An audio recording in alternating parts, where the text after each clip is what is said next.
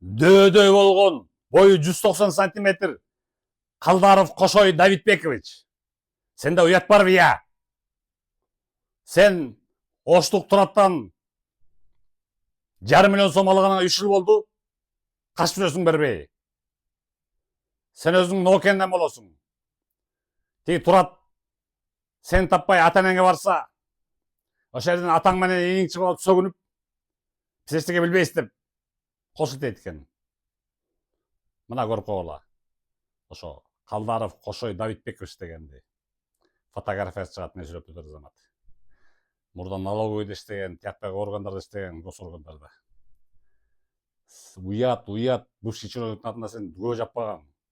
Кошой уктуңбу? Кошой балбан болуп кетсең да, боюң 190 сантиметр. Закон деген бар бизде. Мыйзам деген бар бизде.